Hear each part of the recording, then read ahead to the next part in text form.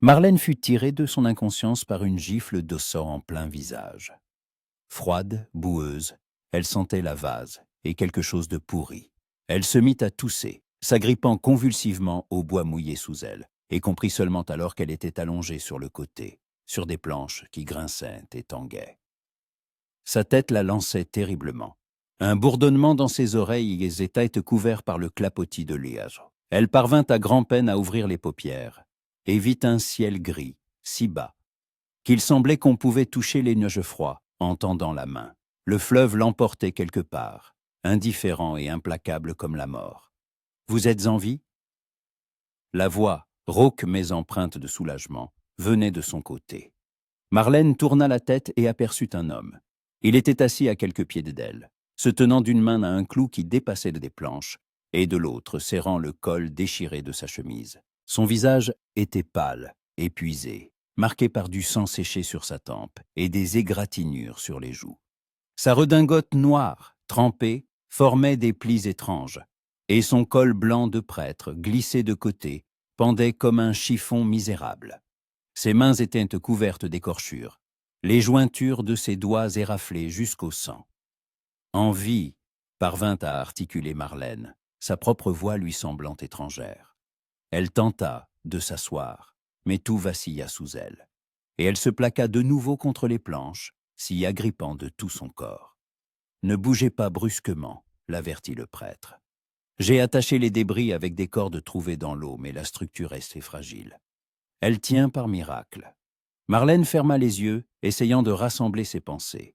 Le bateau à vapeur, l'explosion, des gens dans les, des cris, l'obscurité. Puis plus rien, un trou noir, et maintenant ceci. Un ciel gris, le froid, et un prêtre inconnu assis à ses côtés. « Combien sommes-nous » demanda-t-elle, bien qu'elle connût déjà la réponse. « Seulement nous deux » répondit-il doucement. Après l'explosion, je suis sorti de ma cabine, et je me suis accroché à la première poutre venue. Le courant m'emportait, et j'attrapais les débris qui flottaient auprès de moi. Puis je vous ai vu, vous dériviez, inconsciente, agrippée à un morceau de cadre de porte. J'ai nagé jusqu'à vous, et je vous ai hissé sur la plus grande planche que j'ai pu trouver.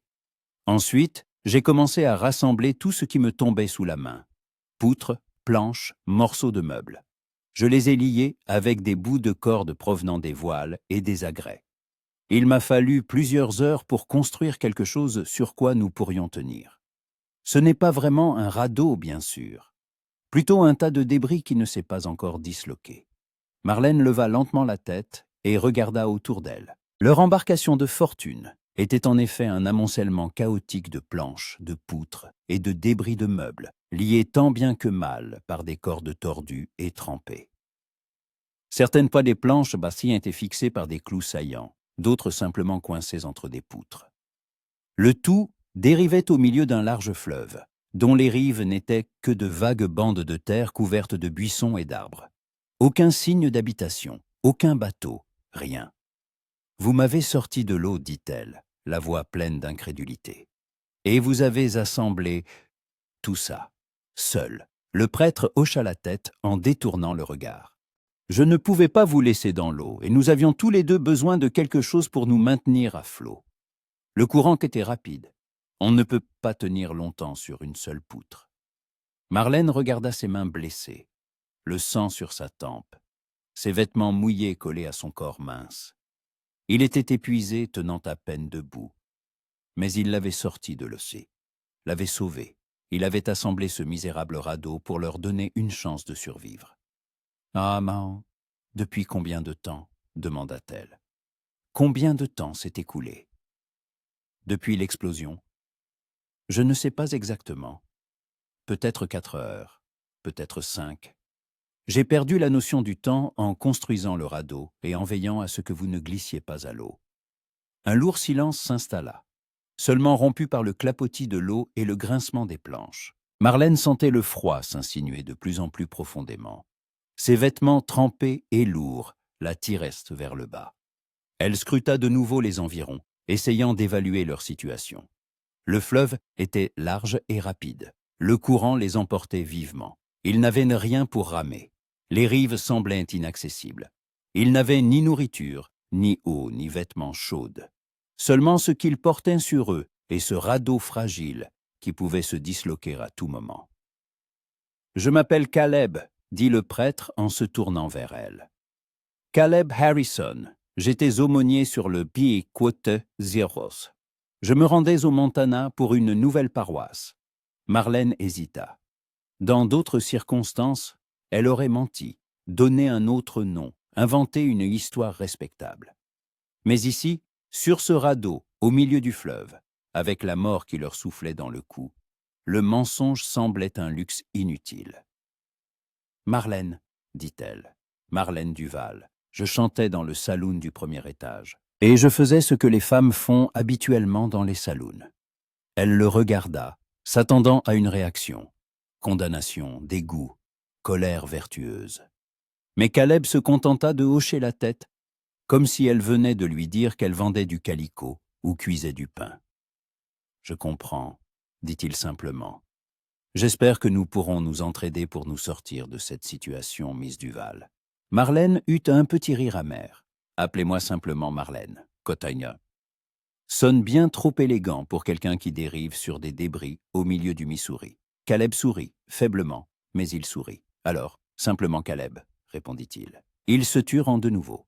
Le radeau continuait sa dérive, passant devant des arbres abattus et des rives érodées. Le ciel commença à s'assombrir, soit à l'approche du soir, soit à cause d'un nouvel orage. Le froid s'intensifia, s'infiltrant sous les vêtements mouillés, faisant frissonner Marlène. Elle chercha du regard quelque chose qui pourrait les aider, un tissu, une couverture, n'importe quoi. Mais il n'y avait que des planches nues et des débris sur le radeau. « Vous devriez vous reposer, » dit-elle en regardant Caleb.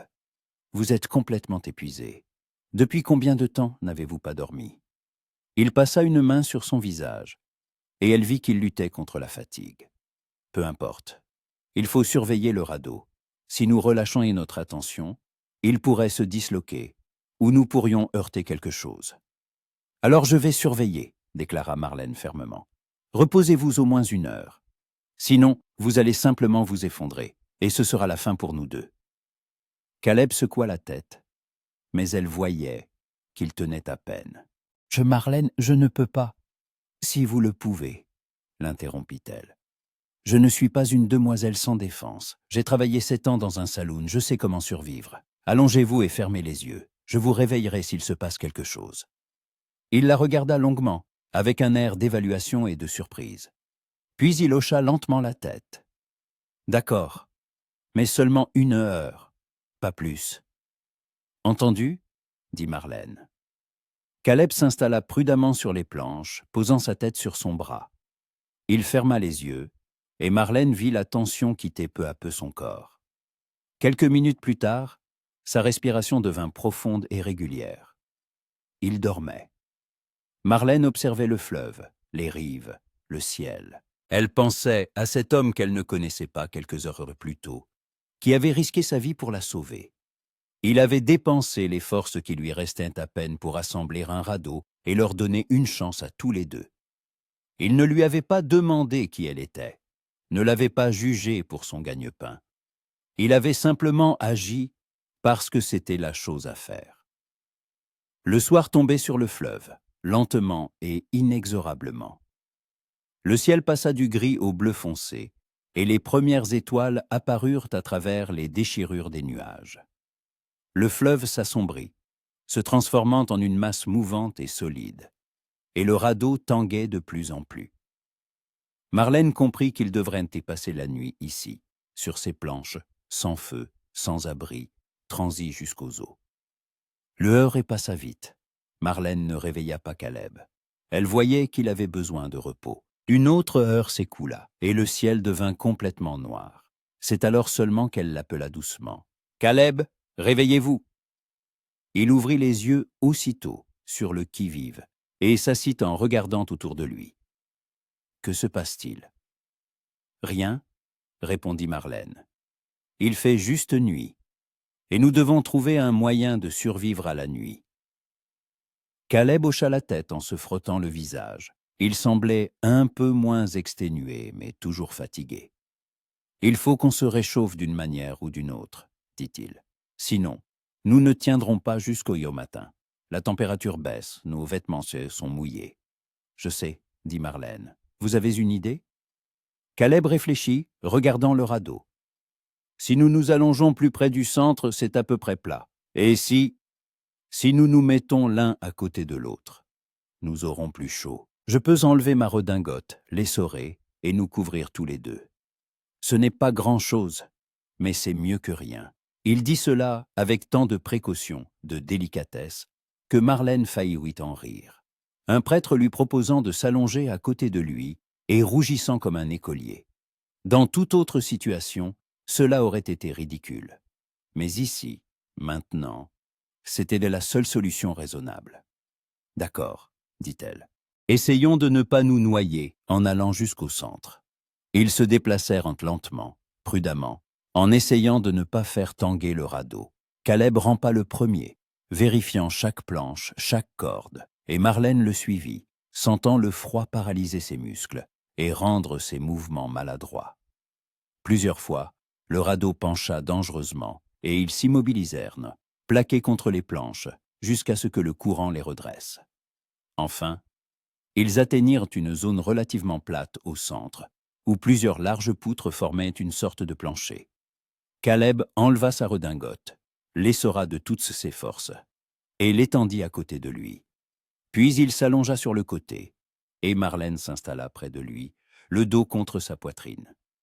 Caleb les couvrit tous les deux avec la redingote essorée, et cela aida un peu, mais cela aida. « Pardonnez-moi si c'est déplacé, » murmura Caleb, et Marlène entendit la gêne dans sa voix. « Caleb, dit-elle, lasse, vous m'avez sorti de l'eau et construit un radeau à main nue. Je pense que s'allonger l'un contre l'autre pour avoir chaud est le moins que nous puissions faire pour survivre. » Il ne répondit pas, mais elle sentit qu'il se détendait, un tout petit peu. Ils restèrent allongés en silence, écoutant le clapotis de l'eau et le grincement des planches. Marlène savait qu'il était dangereux de s'endormir. Si le radeau se retournait, s'il arrivait quelque chose, ils devaient être sur leur garde. Mais la fatigue pesait sur elle comme du plomb, et il devenait de plus en plus difficile de garder les yeux ouverts. « Marlène » appela doucement Caleb. « Oui ? Merci de m'avoir laissé dormir. Vous auriez pu me réveiller au bout d'une heure, comme promis. Mais vous ne l'avez pas fait, j'apprécie. » Marlène eut un petit sourire dans l'obscurité. « Vessi, Sierra. Vous aviez l'air d'un mort, Caleb. Je ne suis pas assez cruel pour réveiller un mort. »« Merci quand même, » répéta-t-il. Ils restèrent en silencieux un moment, et Marlène sentit la chaleur de son corps la réchauffer peu à peu, tandis que ses tremblements s'apaisaient. C'était une sensation étrange, être allongée à côté d'un homme qui n'exigeait rien d'elle, si ce n'est qu'elle reste en vie, qui ne la regardait pas avec convoitise ou mépris, mais essayait simplement de les aider à survivre tous les deux. « Caleb » appela-t-elle dans le noir. « Oui, pourquoi avez-vous fait ça? Me sortir de l'eau, assembler le radeau, vous ne saviez pas qui j'étais. Vous auriez pu vous accrocher seul à une poutre, ça aurait été plus facile pour vous. » Elle l'entendit soupirer, un long soupir pensif. « Parce que laisser quelqu'un mourir n'est pas une chose que je peux faire, » dit-il enfin. « Peu importe qui est sur cette personne. Vous étiez en vie, vous aviez besoin d'aide. Je n'avais pas le choix. » Marlène ferma les yeux, et quelque chose en elle tressaillit, quelque chose qu'elle croyait mort depuis longtemps. « Merci, » dit-elle doucement, « pour tout. » La nuit enveloppait le fleuve, et le radeau continuait son lent voyage vers nulle part. Au loin, une chouette ulula, et le vent apporta une odeur d'humidité et de feuilles en décomposition. Marlène sentait sa conscience s'estomper, ses pensées devenir lourdes et confuses. Elle essayait de tenir bon, mais son corps réclamait du repos, et à un moment donné, elle se rendit compte qu'elle s'endormait. La dernière chose qu'elle entendit avant de sombrer dans l'obscurité fut la voix de Caleb, basse et ferme. « Je ne vous laisserai pas vous noyer, Marlène, je vous le promets. » Et pour une raison quelconque, elle le crut. Marlène se réveilla, le soleil lui frappant le visage. Elle plissa les yeux, tenta de se détourner, et réalisa alors qu'elle ne pouvait pas bouger. Quelque chose de lourd pesait sur elle. Elle ouvrit les yeux et vit le bras de Caleb enroulé autour de sa taille. Il dormait encore, blotti contre son dos, sa respiration régulière et profonde.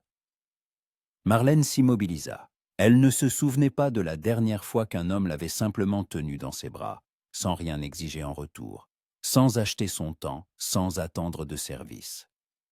Caleb la serrait comme s'il craignait qu'elle ne disparaisse s'il la lâchait. C'était étrange. Si étrange et inhabituel que son nez la piqua. Elle se dégagea doucement en essayant de ne pas le réveiller, et s'assit. Le radeau tenait toujours, bien que quelques cordes se soient visiblement détendues pendant la nuit. Le fleuve les emportait, passant devant des rives basses, couvertes de saules et de buissons.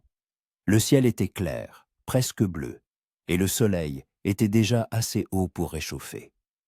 Marlène regarda sa tenue.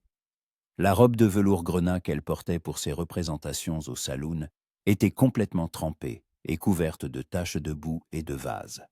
Le bas de la jupe était déchiré, son corset de travers, et la dentelle du corsage n'était plus que des lambeaux misérables. Elle retira ses chaussures. Elles étaient de toute façon abîmées, et les posa à côté d'elle pour qu'elles sèchent. Un soupir retentit derrière elle, et Marlène se retourna. Caleb ouvrit les yeux et la fixa pendant quelques secondes, comme s'il ne comprenait pas où il se trouvait. Puis la mémoire lui revint, et il s'assit rapidement, détournant le regard. « Pardonnez-moi, murmura-t-il, je ne voulais pas. Je ne vous ai pas enlacé intentionnellement. C'est juste que dans mon sommeil... »« Tout va bien, Caleb, » l'interrompit Marlène. « Nous avions convenu de nous réchauffer. Vous n'avez rien fait de mal. » Il hocha la tête, mais elle voyait qu'il était mal à l'aise. Il passa une main dans ses cheveux pour tenter de les lisser, mais ils restaient en désordre, emmêlés et sales. Sans son col, sans sa redingote, dans sa chemise mouillée, Caleb ne ressemblait plus du tout à un prêtre, plutôt à un homme ordinaire, fatigué et épuisé. « Comment vous sentez-vous » demanda-t-il en la regardant attentivement. « Vous n'avez pas eu froid? Vous n'êtes pas tombé malade ?» Marlène secoua la tête. « Ça va, j'ai mal à la tête, des courbatures, mais rien de grave. »« Et vous ?»« La même chose ?» répondit Caleb. « La blessure à ma tempe me lance un peu, mais c'est supportable. » Il regarda autour de lui, évaluant le radeau, le courant, les rives. Marlène le voyait estimer les distances, calculer les possibilités. Il était tendu, concentré, et il y avait quelque chose de rassurant dans cette concentration. Il ne paniquait pas, ne se plaignait pas.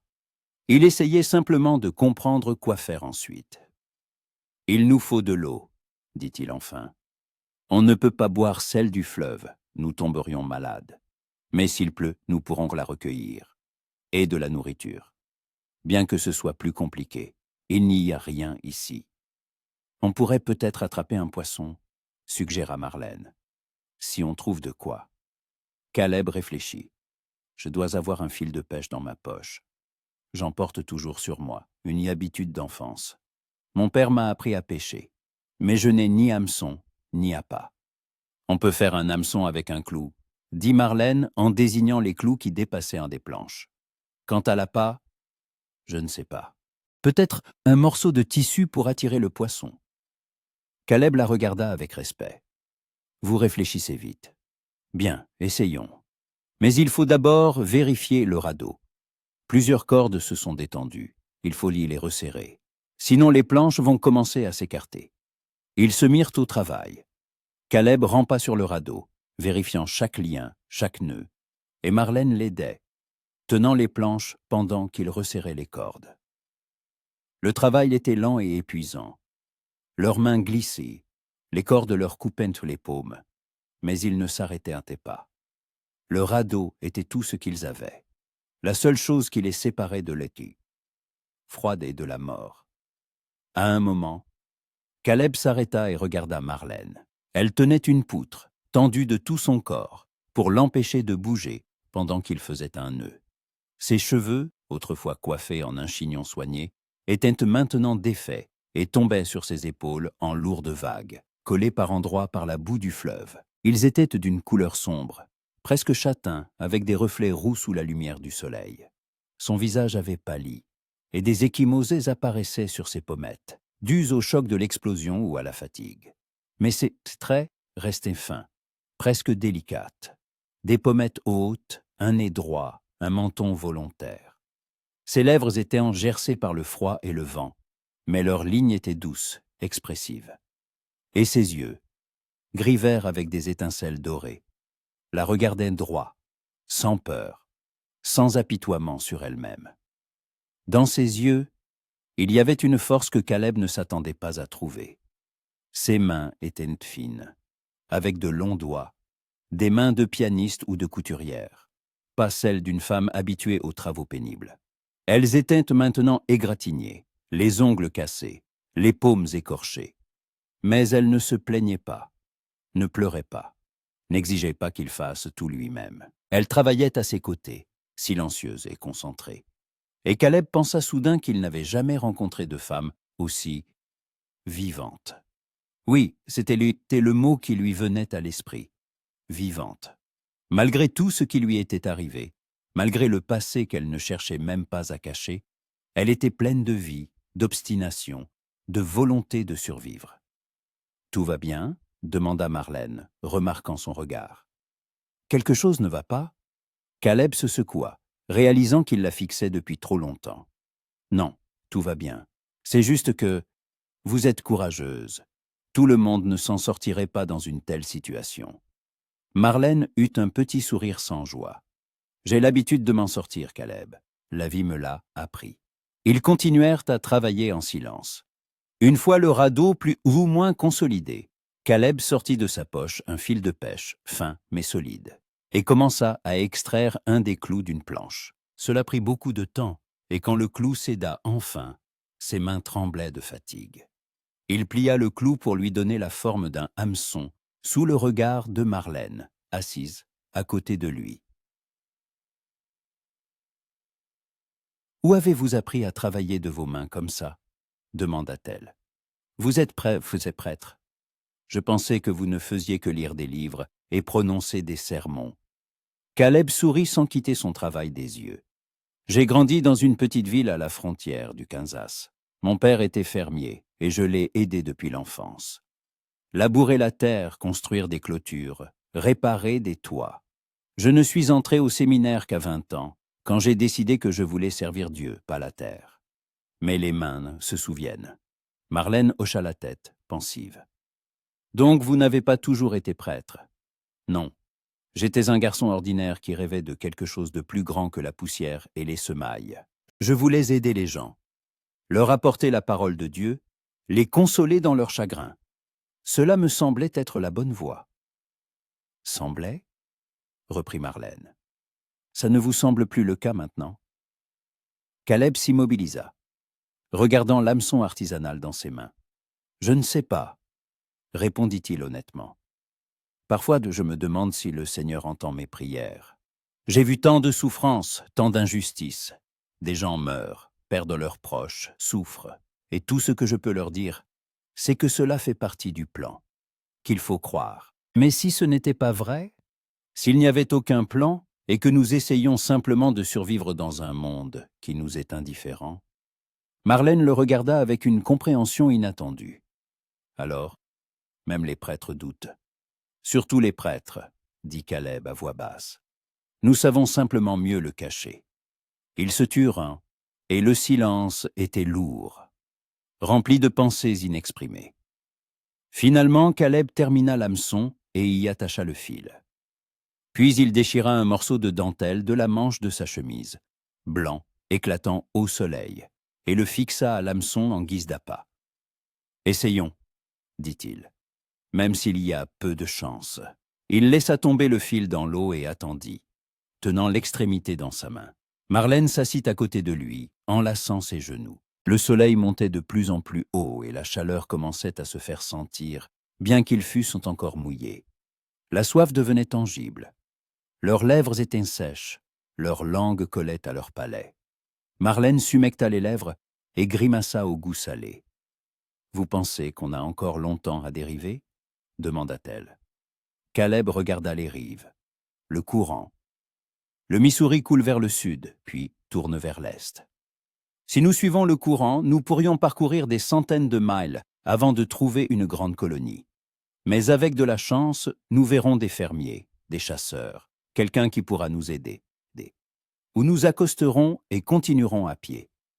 Et si nous n'avons pas de chance?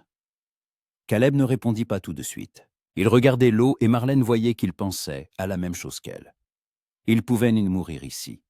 De faim, de soif, de maladie. Ou le radeau pouvait se disloquer et ils se noieraient. Leurs chances de survie étaient minces et diminuaient de jour en jour. « Alors nous nous battrons jusqu'au bout, » dit-il enfin. « Nous n'avons pas d'autre choix. » Marlène hocha la tête. Elle le respectait pour cette détermination obstinée, pour ce refus d'abandonner même quand tout semblait désespéré. Elle était pareille, pas du genre à attendre la mort passivement. S'il devait y mourir, elle mourrait en se battant. Ils restèrent assis en silence, et le temps s'étirait lentement, comme de la mélasse. Le soleil tapait sans pitié, et leurs vêtements commençaient à sécher, devenant richesses, à cause de la boue et du sel. Caleb tenait le fil, le secouant de temps en temps, mais aucun poisson ne mordait. Ou peut-être n'y en avait-il tout simplement pas ici. Marlène sentait la faim la ronger de l'intérieur, une douleur sourde et lancinante qui ne la quittait pas. « Parlez-moi de vous, » dit soudain Caleb, sans quitter l'Othello des yeux. « De ce que vous faisiez avant le saloon. » Marlène sourit. « Vous essayez de vous distraire de la faim? Peut-être, admit-il. Mais ça m'intéresse vraiment. » Marlène réfléchit. D'habitude, elle ne parlait pas de son passé, c'était trop douloureux, trop personnel. Mais ici, sur le radeau, alors qu'il pouvait mourir à tout moment, le passé semblait moins important. « Je suis née à la Nouvelle-Orléans, » commença-t-elle lentement. « Ma mère était française, venue en Amérique pour rêver d'une vie meilleure. Je n'ai pas connu mon père, il est parti quand j'étais toute petite. Ma mère chantait dans un théâtre, un petit, en périphérie de la ville. Elle était belle et talentueuse, mais ça ne l'a pas sauvée. Quand j'ai eu 12 ans, elle a attrapé la fièvre et elle était morte. Je me suis retrouvée seule, sans argent, sans maison. J'ai dû survivre comme je pouvais. D'abord j'ai travaillé dans la cuisine d'un hôtel, puis j'ai vendu des fleurs dans la rue. Et quand j'ai eu 16 ans, le propriétaire d'un saloon m'a entendu chanter et m'a proposé un travail. Il a dit que j'avais la voix de ma mère. J'ai accepté. L'argent était bon et je pensais que je ne ferais que chanter. Mais un saloon reste un saloon. Il ne faut pas seulement y chanter. Elle se tut et Caleb ne la pressa pas. Il écoutait simplement et dans ses yeux, il n'y avait aucun jugement, seulement de l'attention et quelque chose d'autre, qui ressemblait à de la compassion. « J'ai chanté pendant 7 ans, » poursuivit Marlène. « J'ai déménagé de ville en ville, de saloon en saloon. J'ai tout vu. Le bon et le mauvais. Mais surtout, le mauvais. Les hommes pensent que s'ils payaient, ils peuvent te faire ce qu'ils veulent de vous. Que vous n'êtes pas une personne, mais juste une chose qu'on peut acheter et jeter. J'ai appris à ne rien ressentir, à éteindre mes émotions, à sourire quand j'avais envie de pleurer, et à faire comme si tout allait bien. Mais parfois, la nuit, je me réveillais en pensant que j'allais vivre toute ma vie comme ça, que j'allais mourir dans une chambre sale et que personne ne se souviendrait même de mon nom. » Caleb resta silencieux un long moment. Puis il dit doucement, « Je me souviendrai de votre nom, Marlène. Et vous ne mourrez pas dans une chambre sale. Pas ici, pas maintenant. » Marlène se tourna vers lui, et dans ses yeux, elle vit une sincérité qui la frappa. Il croyait vraiment ce qu'il disait. Il croyait qu'ils survivraient, qu'ils avaient un avenir. Et cette foi était contagieuse. « Merci, dit-elle, de ne pas me juger. Et je n'ai pas le droit de juger, » répondit Caleb. « Qui suis-je pour jeter la pierre? Nous sommes tous pécheurs, Marlène. » Nous faisons tout ce qu'il faut pour survivre. Le Seigneur voit le cœur, pas les actes. Et votre cœur, je pense, est plus pur que celui de beaucoup de gens que j'ai connus. » Marlène sentit ses yeux la piquer et se détourna pour qu'il ne le remarque pas. Personne ne lui avait jamais dit de telles paroles. Personne n'avait jamais vu en elle autre chose qu'une chanteuse de saloon, une femme de petite vertu. Et cet homme, un prêtre qui la connaissait à peine, disait que son cœur était pur. Et c'était plus douloureux que n'importe quelle condamnation.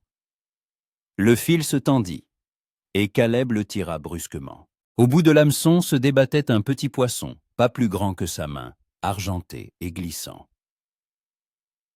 « Attrapé !»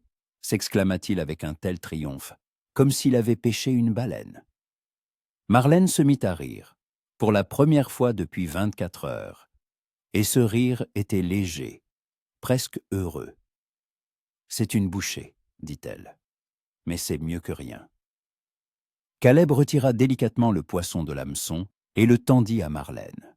« Mangez, vous avez besoin de force. »« Et vous ?»« J'en attraperai un autre, » dit-il avec assurance. Marlène prit le poisson et le mangea cru, en essayant de ne pas penser au goût. C'était répugnant. Mais son estomac se sentit un peu mieux. Caleb relança le fil et ils attendirent.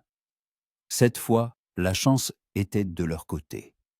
Une demi-heure plus tard, il attrapa un autre poisson, puis un autre. Ils mangèrent en silence, reconnaissant pour cette maigre pitance, et Marlène songeait à quel point la vie était étrange. La veille encore, elle chantait dans un saloon luxueux, portait des robes de velours et buvait du champagne. Aujourd'hui, elle mangeait du poisson cru sur un radeau de fortune et était reconnaissante pour chaque bouchée. Le soleil se couchait quand ils aperçurent de la fumée sur la rive. Une fine colonne s'élevait au-dessus des arbres, et Marlène se leva d'un bond en la montrant du doigt. « Regardez, il y a des gens. » Caleb regarda dans cette direction, plissant les yeux. On dirait un feu de camp, peut-être des chasseurs, ou des fermiers. « Il faut qu'on accoste, » dit Marlène. « On a besoin d'aide. »« Je sais, » répondit Caleb, « mais on n'a rien pour ramer.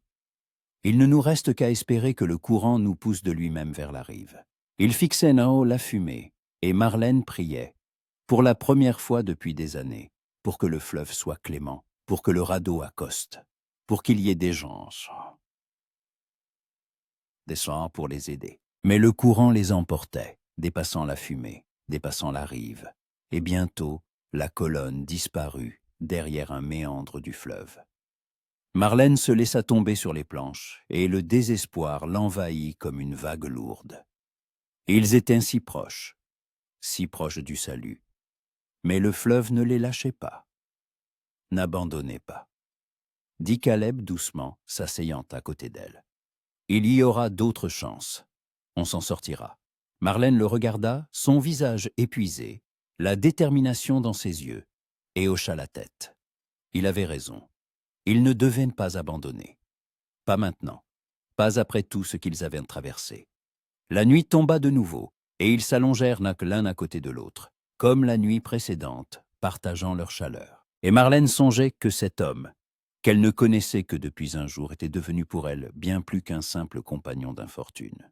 Il était devenu un espoir. Le 5e jour sur le fleuve commença par de la pluie. Marlène se réveilla sous les grosses gouttes qui martelaient son visage, froides et vives comme des coups. Elle ouvrit les yeux et vit un ciel gris couvert de nuages, et Caleb déjà assis, qui avait étalé sa redingote pour y recueillir l'ouïe. « Vite !» l'appela-t-il sans se retourner. « Il faut en ramasser le plus possible. C'est notre chance. » Marlène s'assit, secouant les derniers vestiges de sommeil. Sa tête tournait à cause de la faim, de la faiblesse, du fait qu'il n'avait presque rien mangé ces derniers jours. Les poissons mordaient mal, et ceux qu'ils parvenaient à attraper étaient si petits que cela calmait à peine leur faim. La soif était encore pire.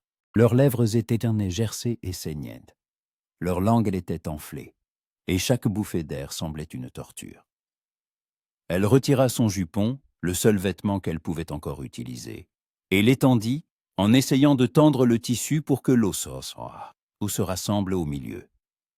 La pluie s'intensifia, se transformant en averse, et l'océan coulait sur leurs visages, leurs mains imprégnant leurs vêtements. Mais c'était de l'eau à l'eau propre, pas la boue du fleuve. Et Marlène ouvrit la bouche, attrapant les gouttes, les avalant avidement. Caleb faisait de même, et elle le voyait boire, la tête renversée, l'eau à l'eau coulant le long de son cou, pour disparaître sous le col de sa chemise. Ils burent et burent, jusqu'à ce que leur ventre soit gonflé. Puis ils commencèrent à presser le tissu dans leur bouche, extrayant chaque goutte. La pluie tomba pendant 1 heure. Et quand elle commença à se calmer, ils étaient trempés jusqu'aux os, mais désaltérés. Marlène sentait la vie revenir dans son corps. Ses pensées s'éclaircirent. Elle regarda Caleb et vit qu'il souriait, faiblement, mais il souriait. « Le Seigneur nous a entendus, » dit-il, sa voix rauque mais satisfaite. « Ou on a juste eu de la chance avec la météo, » répondit Marlène, mais sans son mordant habituel. Elle était trop reconnaissante pour cette eau pour se disputer. Ils pressèrent les dernières gouttes des tissus directement dans leur bouche, en essayant de ne pas en perdre une seule. Puis ils étendirent leurs vêtements pour les faire sécher. La pluie cessa aussi soudainement qu'elle avait commencé, et le soleil perça à travers les nuages, faible et aqueux, mais apportant tout de même un peu de chaleur. Marlène s'assit, le dos appuyé contre une poutre, et ferma les yeux. Elle sentait chaque os de son corps, chaque muscle. Sa robe flottait sur elle, elle avait maigri ces derniers jours. Ses joues s'étaient creusées, ses yeux s'étaient enfoncés. Ses mains étaient couvertes de bleu et d'écorchures, ses ongles cassés jusqu'à la chair. Mais elle était en vie, encore en vie. « Marlène » appela doucement Caleb. Elle ouvrit les yeux et le regarda. Il était assis en face d'elle, enlaçant ses genoux, et la regardait avec inquiétude. « Comment vous sentez-vous ? Vous êtes très pâle. »« Fatiguée, » répondit-elle honnêtement. « Et affamée, mais ce n'est rien de grave. Je tiendrai. » Caleb hocha la tête, mais elle voyait qu'il ne la croyait pas. Lui aussi avait l'air épuisé. Son visage était émacié. Des cernes sombres marquèrent ses yeux, et la barbe sur ses joues et son menton commençait à pousser. Sa chemise était déchirée au coude, laissant voir une peau éraflée. Il était maigre, mais pas faible, musclé, avec des mains fortes et des épaules larges. Marlène l'avait remarqué dès le premier jour, mais ce n'est que maintenant, en le regardant sous cette lumière tamisée, qu'elle le voyait vraiment. Les traits de Caleb étaient nets, anguleux, des pommettes hautes, un nez droit avec une légère bosse, comme s'il avait été cassé un jour. Ses sourcils étaient sombres, épais, au-dessus d'yeux profonds. Ses yeux étaient inhabituels, marron foncé, presque noirs, mais avec un éclat chaud quand la lumière les frappait. On y lisait beaucoup de choses. La fatigue, la détermination, la bonté, et quelque chose d'autre que Marlène ne pouvait nommer. Peut-être de la tristesse, ou de la solitude. Ses lèvres étaient fines, maintenant gercées et abîmées par le vent, mais leurs lignes étaient douces quand il souriait. Il souriait rarement, mais quand cela arrivait, tout son visage changeait, devenait plus jeune, plus lumineux. Marlène se surprit à vouloir voir ce sourire plus souvent. « À quoi pensez-vous » demanda Caleb, remarquant son regard. Marlène sursauta, réalisant qu'elle le fixait depuis trop longtemps.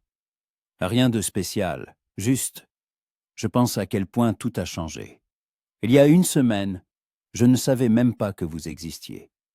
Et maintenant, nous sommes ici, ensemble, et vous êtes la seule personne au monde sur qui je peux compter. » Caleb réfléchit, regardant l'eau. « Je pense à la même chose. Vous savez, Marlène, toute ma vie j'ai servi Dieu et les hommes. Mais j'ai toujours été seul. Je n'avais ni famille, ni amis proches. Je déménageais de paroisse en paroisse, et partout on me traitait avec respect, mais pas avec chaleur. Les gens voyaient en moi le prêtre, pas l'homme. Ils se confessaient à moi, demandaient des prières, mais personne ne me demandait comment j'allais. Et ici, sur ce radeau, pour la première fois depuis des années, je sens que quelqu'un se soucie de savoir si je suis en vie ou non. » Marlène resta silencieuse. ne sachant que dire. Elle comprenait ce sentiment, la solitude au milieu des gens, quand on vous voit mais qu'on ne vous remarque pas. Quand vous jouez un rôle, que tout le monde est content, mais que personne ne s'intéresse à ce qu'il y a à l'intérieur de vous. « Je m'en soucie, Caleb, dit-elle doucement. Vous m'avez sauvé la vie. Vous me maintenez à flot, au sens propre comme au figuré. Sans vous, je me serais noyée depuis longtemps, ou je serais devenue folle de solitude. Alors oui, je m'en soucie. » Caleb la regarda, et il y avait dans son regard quelque chose de chaleureux qui lui serra le cœur. « Merci, dit-il simplement. Cela signifie beaucoup pour moi. » Ils se turent, et le silence n'était pas pesant, mais paisible. Le radeau tanguait sur les vagues, et Marlène sentait la fatigue l'entraîner vers le sommeil. Mais il était dangereux de dormir. Il fallait surveiller le radeau, le courant. Ils le faisaient à tour de rôle, se relayant toutes les quelques heures. Mais le sommeil manquait toujours.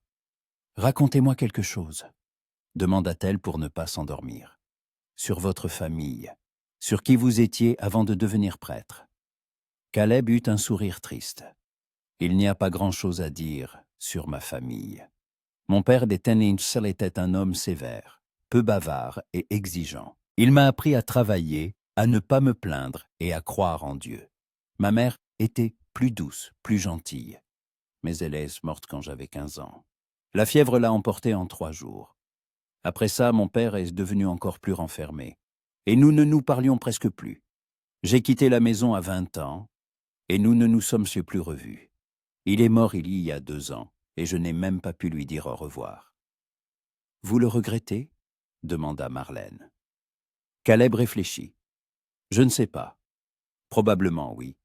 Je regrette que nous n'ayons pas pu être plus proches, qu'il y ait toujours eu ce mur entre nous. Mais il était comme il était, et je ne peux pas le blâmer.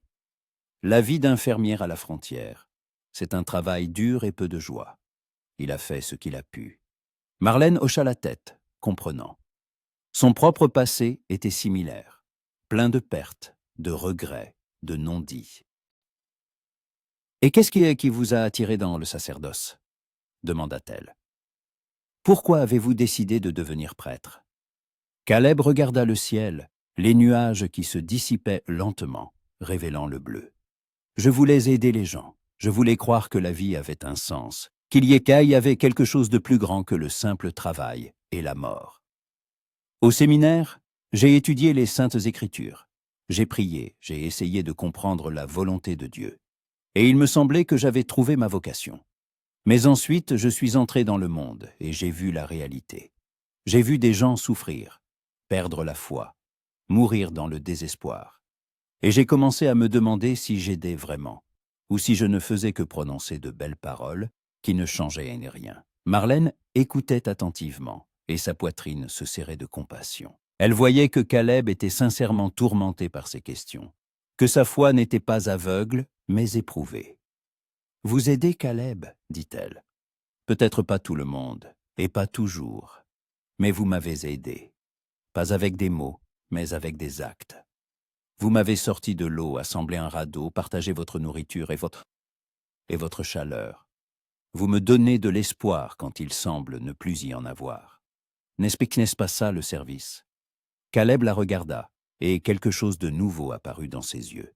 De la gratitude, peut-être, ou du soulagement. « Vous avez peut-être raison, dit-il doucement. Peut-être que le service, ce ne sont pas les sermons et les prières, mais simplement être là pour quelqu'un quand il va mal. »« Exactement, acquiesça Marlène. » La journée s'étira lentement. Ils pêchèrent, mais la chance les avait abandonnés.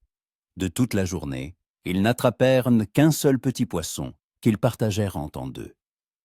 La faim devenait insupportable, leur estomac se tordait, et Marlène sentait ses forces l'abandonner. Elle essayait de ne pas montrer sa faiblesse, mais Caleb le remarquait quand même. « Vous devez vous reposer, » dit-il le soir, alors que le soleil commençait à se coucher. « Allongez-vous, je surveillerai le radeau. Et vous ? Vous êtes aussi fatigué. Je m'en sortirai. Allongez-vous, Marlène. Ne discutez pas. » Il y avait une telle fermeté dans sa voix que Marlène n'objecta pas. Elle s'allongea sur les planches, la tête sur son bras, et ferma les yeux. Caleb s'assit à côté d'elle, et elle sentait sa présence, chaleureuse, fiable. Cela la calmait, lui donnait un sentiment de sécurité. Bien qu'ils fussent au milieu du fleuve, sur un radeau fragile, sans nourriture, et avec des chances de salut quasi nulles, Marlène sombrait dans le sommeil.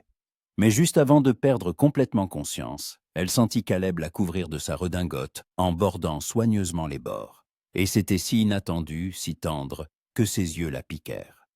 Elle se réveilla au milieu de la nuit, le radeau secoué violemment. Marlène s'assit, le cœur battant, et vit Caleb debout au bord du radeau, se tenant à une poutre et scrutant l'obscurité. « Que se passe-t-il » demanda-t-elle, la voix tremblante. « Le courant a changé » répondit-il sans se retourner. « Il nous emporte vers quelque chose. J'entends du bruit de vent. » Marlène tendit l'oreille et entendit aussi un grondement sourd qui devenait de plus en plus fort. Elle se leva, rejoignit Caleb et regarda devant elle. À la lueur de la lune, elle vit que le fleuve se rétrécissait, que les rives se rapprochaient et que des masses sombres se dessinaient devant. « Des rapides !» souffla Caleb. « Ce sont des rapides. » La peur transperça Marlène, aiguë et glaciale. Les rapides pouvaient briser le radeau en morceaux, les noyer tous les deux. Ils ne survivraient pas. « Qu'est-ce qu'on fait ?» demanda-t-elle, essayant de ne pas paniquer. « On s'accroche, » répondit Caleb. « On s'accroche de toutes nos forces et on prie. » Il la saisit par la main, la tira vers le centre du radeau, là où les poutres étaient le plus solidement liées. « Allongez-vous et tenez-vous à la poutre, des deux mains. Ne lâchez pas, quoi qu'il arrive. » Marlène s'allongea, s'agrippant à la poutre si fort que ses jointures blanchirent. Caleb s'allongea à côté d'elle, se tenant également à la poutre, leurs épaules se touchant. Le bruit s'intensifia, se transformant en un rugissement, et le radeau fut emporté plus vite. Le premier choc fut si violent que Marlène faillit lâcher la poutre. Le radeau fut soulevé, tournoyant, heurtant un rocher. Les planches craquèrent, les cordes se tendirent. L'eau déferlait de toutes parts, froide et impitoyable, les submergeant. Marlène retint sa respiration, s'agrippant de tout son corps à la poutre, et sentit Caleb faire de même à côté d'elle. Le radeau tournait, était projeté, frappé contre les rochers. Sur le côté, une planche se détacha, puis une autre. Marlène entendait les poutres craquer, les cordes se rompre, et comprenait que le radeau se disloquait. Encore un peu, et il serait dans l'eau. « Tenez bon !» cria Caleb, sa voix peinant à percer le rugissement de l'eau. Marlène tenait bon. Elle ne savait pas combien de temps cela dura. Des minutes, peut-être des heures. Le temps à peau s'était étiré, transformé en un cauchemar sans fin d'eau, de choc, de douleur et de peur. Mais elle tenait, et Caleb tenait à côté d'elle. Et c'était la seule chose qui comptait. Finalement, le bruit commença à s'apaiser. Le courant ralentit, le radeau cessa d'être projeté. Marlène desserra les doigts, tout son corps tremblait, et elle leva la tête. Ils avaient atteint une section large et calme du fleuve. Le radeau tenait toujours, bien que la moitié des planches ait disparu, et les poutres restantes grinçaient et menaçaient de se disloquer. « En vie ?» demanda Caleb, respirant lourdement. « En vie », répondit Marlène, la voix tremblante. « Je n'arrive pas à croire que nous soyons en vie. » Caleb s'assit, passa une main sur son visage pour essuyer l'eau et regarda le radeau. « On a eu de la chance, encore un peu, et le radeau se serait disloqué. Il faut le consolider d'urgence, sinon nous ne survivrons pas au prochain choc. » Ils travaillèrent le reste de la nuit, renouant les cordes, resserrant les poutres, utilisant les restes de tissu pour renforcer la structure. Le travail était dur, leurs mains ne leur obéissaient plus, leur corps suppliait le repos. Mais ils ne s'arrêtaient pas. Quand l'aube teinta le ciel de tons gris-rose, le radeau était plus ou moins réparé. Marlène s'effondra sur les planches, incapable de bouger davantage. Caleb s'allongea à côté d'elle, et ils restèrent là en silence, regardant le ciel. Marlène tourna la tête et le regarda. Son visage était épuisé, ses yeux fermés, sa respiration lourde. Mais il était en vie. Ils étaient tous les deux en vie. « Caleb » appela-t-elle doucement. « Oui ?» Il ouvrit les yeux et la regarda. « Merci de ne pas avoir lâché, de vous être accroché. » Caleb sourit faiblement. « Je vous l'avais promis, Marlène. Je ne vous laisserai pas vous noyer. » Marlène sentit quelque chose se briser en elle. Les murs qu'elle avait construits pendant des années commençaient à s'effondrer. Cet homme, qu'elle connaissait depuis moins d'une semaine, était devenu plus important pour elle que quiconque dans sa vie. Et c'était à la fois effrayant et merveilleux. Elle tendit la main et prit la sienne. Caleb regarda leurs doigts entrelacés avec surprise, mais ne la lâcha pas. Ils restèrent ainsi, se tenant la main, et regardèrent en l'aube. Et Marlène songeait que s'il devait mourir ici, sur ce fleuve, elle était heureuse de ne pas être seule, parce que la solitude était la pire des choses. Et à côté de Caleb, elle ne se sentait pas seule. Au 10e jour, Marlène cessa de compter le temps. Les jours se fondaient en une succession infinie de faim, de soif et d'attente. Le soleil se levait et se couchait, le fleuve les emportait. Et le radeau tenait, à peine, mais il tenait. Ils pêchaient quand ils avaient de la chance. Ils recueillaient le îlot de pluie quand il pleuvait. Ils dormaient à tour de rôle, blottis l'un contre l'autre pour se réchauffer. Et ils parlaient. Ils parlaient de tout et de rien, parce que le silence était pire que la faim. Marlène en apprit plus sur Caleb qu'elle n'en avait jamais su sur qui que ce soit d'autre. Elle apprit qu'il aimait lire, surtout la poésie, bien qu'il ne l'avouerait jamais à ses paroissiens. Qu'il avait eu un chien dans son enfance, un bâtard roux nommé Rusty, qui était mort quand il avait 12 ans, et qu'il avait pleuré pendant 3 jours. Qu'il avait le vertige, bien que personne ne l'aurait cru en le voyant. Qu'au séminaire, il était tombé amoureux d'une fille de la ville voisine, mais n'avait pas osé le lui dire, car il avait déjà décidé de servir Dieu. Caleb, lui aussi, en apprit beaucoup sur elle. Comment elle avait appris à chanter en imitant sa mère. Que sa couleur préférée était le vert foncé, comme la mousse sur les arbres de Louisiane. Qu'elle avait toujours rêvé d'avoir sa propre maison petite, avec un jardin et un porche où s'asseoir le soir pour regarder le coucher du soleil. Qu'elle avait peur du noir, mais ne le montrait jamais, car dans un saloon, on ne pouvait pas montrer de faiblesse. Ils parlaient, et chaque jour la distance entre eux se réduisait. Pas la distance physique, ils dormaient déjà l'un à côté de l'autre, se tenaient toaster la main quand ils avaient monté peur, partageaient le dernier morceau de poisson. La distance de l'âme, celle qui sépare les étrangers. Elle disparaissait, se dissolvait, et Marlène comprenait que quelque chose se passait, quelque chose qu'elle n'avait ni prévu ni attendu. Elle s'attachait à Caleb, pas seulement comme un compagnon d'infortune, mais comme un homme qui était devenu si important pour elle que la pensée de sa mort lui causait une douleur physique. Le matin du 10e jour, Marlène se réveilla et constata que Caleb ne dormait pas. Il était assis au bord du radeau, le dos tourné vers elle, et regardait l'eau. Ses épaules étaient tendues, sa tête baissée. Marlène s'assit, s'étira, et c'est alors seulement qu'elle remarqua qu'il tremblait. « Caleb » appela-t-elle, inquiète. « Que se passe-t-il » Il se retourna, et elle vit son visage, pâle, couvert de sueur, avec un éclat fiévreux dans les yeux. « Rien » répondit-il, mais sa voix était faible. « Juste un petit frisson. Ça va passer. » Marlène rampa rapidement vers lui et toucha son front. Sa peau était chaude, presque brûlante. « Vous avez de la fièvre, » dit-elle, la panique perçant dans sa voix. « Caleb, vous avez de la fièvre. »« Je sais, » répondit-il en essayant de sourire. « Ma blessure s'est sans doute infectée. Ou j'ai attrapé quelque chose avec l'eau du fleuve. Ne vous inquiétez pas, je vais m'en sortir. » Ne pas m'inquiéter? Marlène faillit crier. « Mais vous brûlez! Il vous faut un médecin, des médicaments !» Marlène, Caleb lui prit la main, la serra faiblement. « Il n'y a ni médecin ni médicament ici. Il n'y a que nous deux et ce fleuve. Je vais m'en sortir, j'ai juste besoin de me reposer. » Marlène le regardait, la peur lui nouant la gorge. Elle avait déjà vu des gens atteints de fièvre. Elle les avait vus se consumer en quelques jours, délirer, mourir. Si Caleb mourait, elle se retrouverait seule.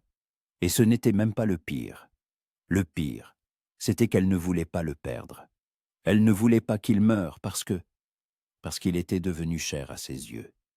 Si cher que la pensée de vivre sans lui semblait insupportable. « Allongez-vous », ordonna-t-elle en s'efforçant de parler fermement.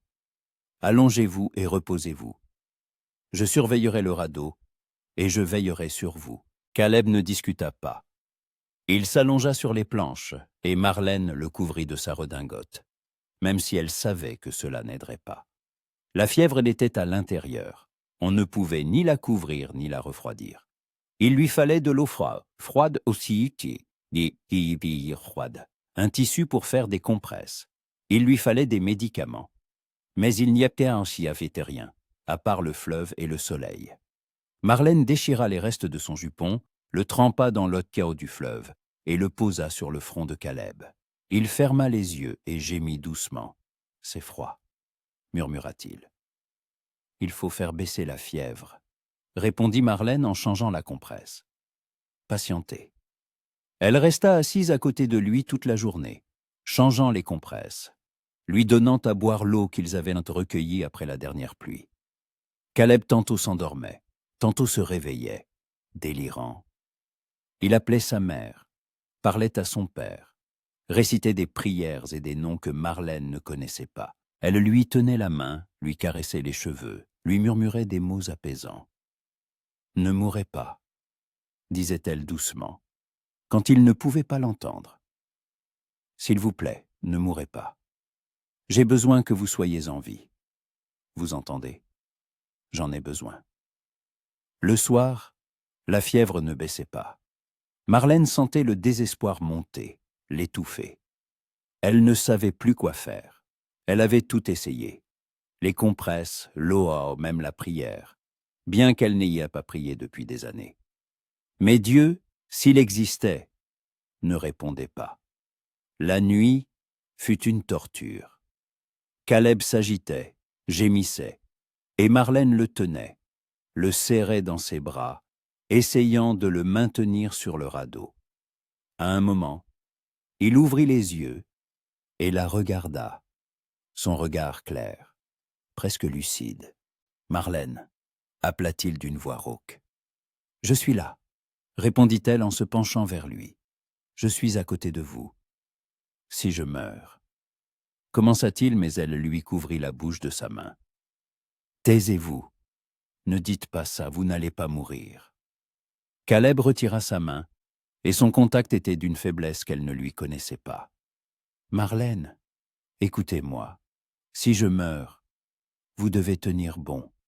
Vous devez survivre. Promettez-le-moi. » Marlène secoua la tête, et des larmes se mirent à couler sur ses joues, les premières larmes de tous ses jours. « Je ne veux pas survivre sans vous, » murmura-t-elle. « Je ne veux pas. » Caleb la regarda longuement, et il y avait tant de tendresse dans ses yeux qu'elle en eut le souffle coupé. « Vous êtes forte, Marlène, plus forte que vous ne le pensez. Vous vous en sortirez. »« Je ne veux pas m'en sortir, » répéta-t-elle obstinément. « Je veux que vous soyez en vie. Je veux que nous sortions d'ici ensemble. » Caleb sourit faiblement. « Je le veux aussi, plus que tout au monde. » Il referma les yeux et sa respiration devint lourde. Marlène pressa sa tête contre sa poitrine, le berçant comme un enfant, et elle pleurait. Elle pleurait de peur, d'impuissance, de ne rien pouvoir faire pour le sauver. L'aube arriva, froide et brumeuse. Marlène n'avait pas dormi de la nuit, et son corps était engourdi. Mais elle n'avait pas lâché Caleb. Elle vérifia son front et sentit que la fièvre avait un peu baissé. Très peu, mais c'était un espoir. « Caleb », appela-t-elle doucement, « réveillez-vous, s'il vous plaît. » Il gémit ouvrit les yeux, son regard trouble, mais vivant. « Marlène » murmura-t-il. « Vous êtes toujours là? Où voulez-vous que j'aille » Tenta-t-elle de plaisanter, mais sa voix tremblait. « Comment vous sentez-vous » ?»« Et comme si un train m'était passé dessus, » répondit Caleb. « Mais je suis en vie, encore en vie. » Marlène se mit à rire à travers ses larmes, et ce fut le rire le plus heureux de sa vie. « Vous allez vivre, » dit-elle fermement. « Je ne vous laisserai pas mourir. » « C'est compris ?» Caleb hocha faiblement la tête. « Compris. » La journée se passa en soins. Marlène nourrissait Caleb du peu de poissons qu'il parvenait à attraper, lui donnait de l'eau, changeait les compresses. La fièvre montait et descendait, et elle ne le quittait pas une minute. Le soir, il parvint à s'asseoir, et ce fut une petite victoire. « Vous n'avez pas dormi de la nuit, » dit Caleb en la regardant. « À cause de moi. »« Bien sûr à cause de vous, » répondit Marlène. « Vous croyez que je pouvais dormir alors que vous brûliez de fièvre ?» Caleb tendit la main et lui toucha la joue, et ce contact était si doux qu'elle en eut le souffle coupé. « Merci, » dit-il doucement, « de ne pas m'avoir abandonné, de vous être accroché. » Marlène couvrit sa main de la sienne. « Je vous l'avais promis, Caleb. Vous vous souvenez. Le premier jour, vous avez dit que vous ne me laisseriez pas me noyer. C'est à mon tour de ne pas vous laisser vous noyer. » Ils se regardèrent, et quelque chose de nouveau flottait dans l'air, quelque chose d'innommé mais palpable. Marlène vit Caleb regarder ses lèvres, sa respiration s'accélérer. Elle sentit son propre cœur battre plus vite, une chaleur se répandre dans son corps. « Marlène » appela-t-il d'une voix rauque. « Elle savait ce qu'il voulait dire. Elle le voyait dans ses yeux, dans la façon dont il tenait sa main, dans la tension de son corps. Et elle voulait la même chose.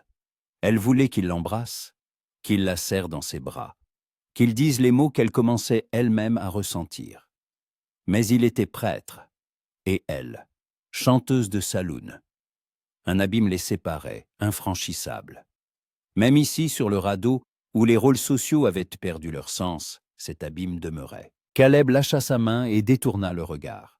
« Pardonnez-moi, dit-il, je n'aurais pas dû... »« Ne vous excusez pas, » l'interrompit Marlène. « Vous n'avez rien fait de mal. » Ils se turent, et le silence était lourd, plein de non-dits. Marlène s'allongea à côté de lui, et ils restèrent là sans se toucher, regardant le ciel étoilé. Au loin, une chouette ulula, et le fleuve murmurait sa chanson sans fin. « Vous savez, » dit Caleb dans l'obscurité, « toute ma vie, j'ai suivi les règles. J'ai fait ce qu'on attendait de moi. J'ai été un bon fils, un élève modèle, un prêtre digne. Je ne me suis jamais permis de désirer ce qui était interdit. Mais ici, sur ce radeau, je commence à comprendre que les règles ne sont que des mots. Et la vie, c'est ce qui se passe maintenant, à cette seconde. Et si je dois mourir demain, je veux qu'aujourd'hui, je sois honnête. Au moins une fois dans ma vie. » Marlène tourna la tête et le regarda. « Et que voulez-vous dire, Caleb ?» Il se tourna aussi vers elle, et à la lueur de la lune, son visage semblait sérieux, presque solennel. « Je veux dire que ces derniers jours, vous êtes devenue plus importante pour moi que quiconque ne l'a jamais été. Que lorsque j'étais malade, la seule chose qui me faisait tenir, c'était votre voix. Que je pense à vous chaque minute. Et cela me réjouit et m'effraie à la fois.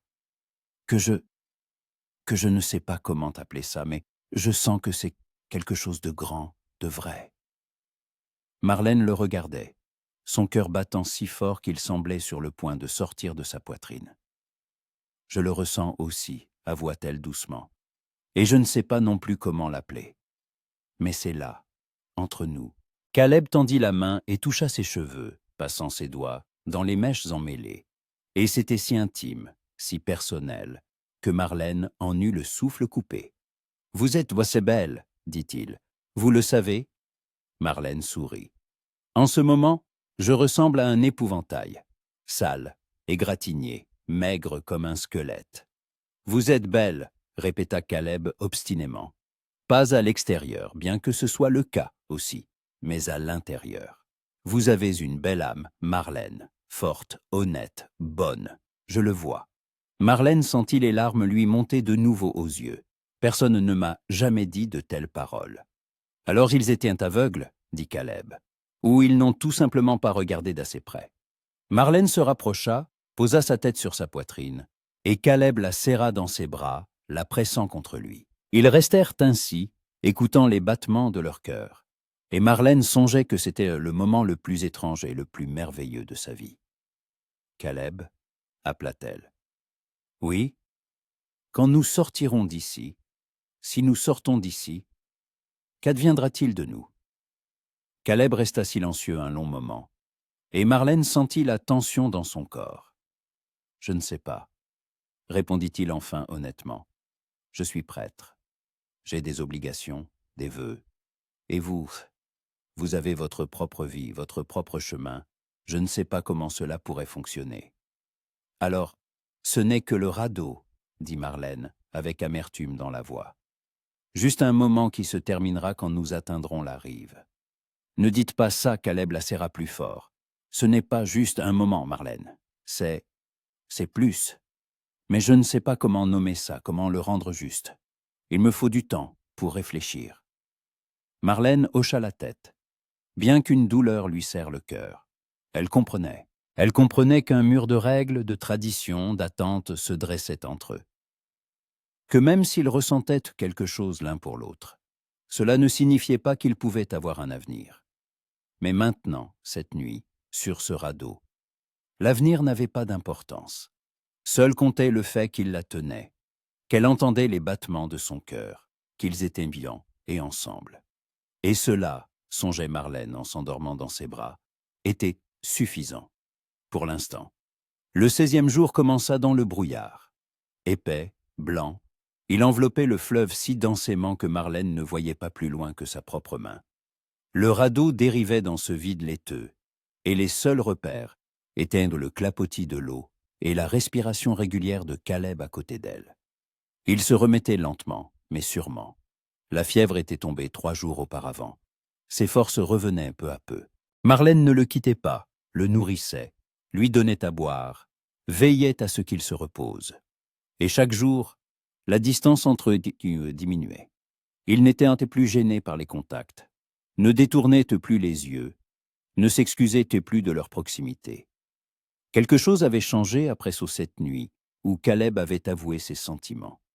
Changé de manière irréversible. Marlène ouvrit les yeux et tourna la tête. Caleb était allongé à côté d'elle, sur le côté, face à elle, et la regardait. Il la regardait simplement, sans détourner les yeux, et il y avait tant de chaleur dans ce regard qu'elle en eut le souffle coupé. « Bonjour » dit-elle doucement, pour ne pas briser le fragile silence.